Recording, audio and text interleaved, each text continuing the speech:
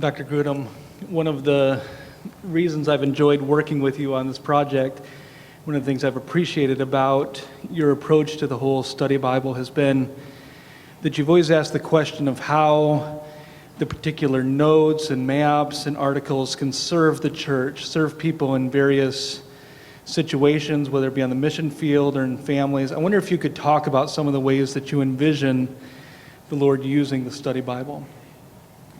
I think I've had several people in mind as an audience or readership. One is just our target audience, adult Christian readers who are serious about studying the Bible personally, but certainly also Sunday school teachers or pastors who are preparing messages. I think a number of times I've written an email back to you, Justin, or to one of our editors saying, this is going to be helpful to a pastor in the third world who has very little in terms of resources and will profit from these extensive notes. Another person I've had in mind would be just someone who has a Jehovah's Witness or a Mormon coming to the door, and he wants a quick summary of what Mormons believe, and it's there in an article that's very respectful and accurate and shows the differences between their beliefs and what the Bible teaches. Another has been college or seminary students who might be in a university setting where they have professors who don't believe in the authority of the Bible and are challenging and saying, here's a contradiction, here's a historical inaccuracy. In those places where we're aware of them, we've tried to put hundreds of instances of answers that these students can find so that they won't be swept away by the more liberal criticisms of the Bible. So multiple audiences, and I hope it finds usefulness in all of those. Can you say just a word about the ethics essays that are included in the study Bible? That was your idea. You wanted to include those. You thought it would be an important feature. It took a little discussion, didn't it? Yep. Study Bibles don't usually have ethics essays. Why did you want to include those, and how do you envision those being used in the world today?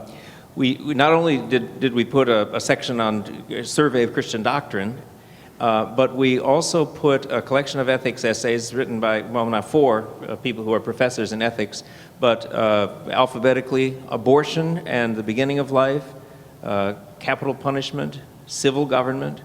Let me see, I'm losing my alphabetical order, but there's one on war and just war theory versus pacifism and arguments, lying and truth-telling, stewardship, euthanasia and end-of-life issues.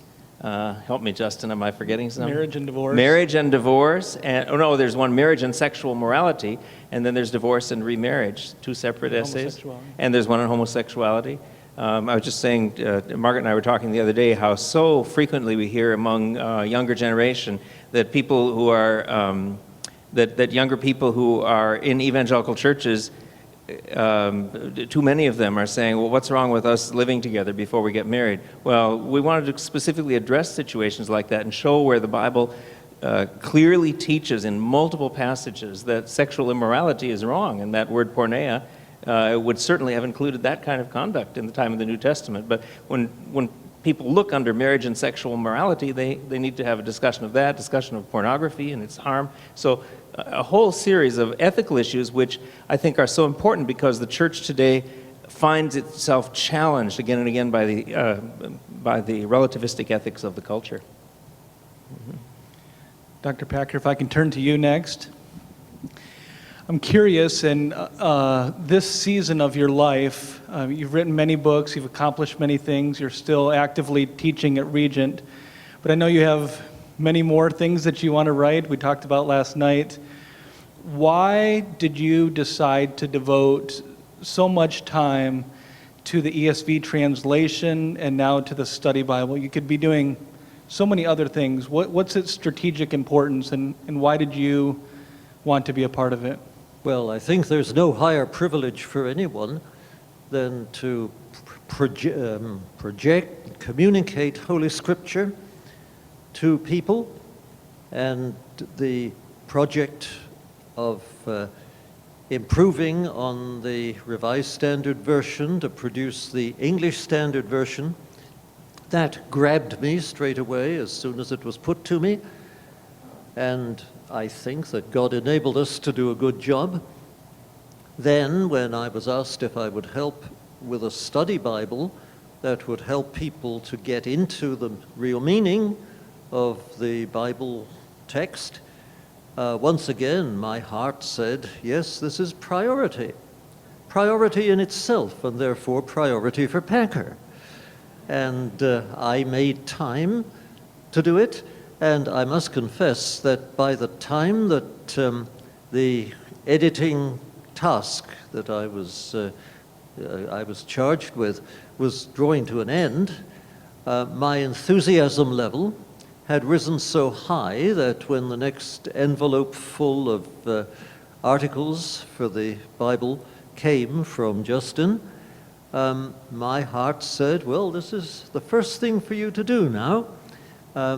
Previously, I'd fitted in some of this work in the intervals when I wasn't doing things that I thought of as more important. Now, my heart said, there's nothing more important. And so, towards the end of the time, Justin was getting back the material that he'd sent me almost before he turned round, weren't you, Justin? Yes, thank you again. It's a great privilege to work on a project that is going to bring the Bible to people, bring them understanding of the Bible, teach them to love the Bible and to live by the Bible.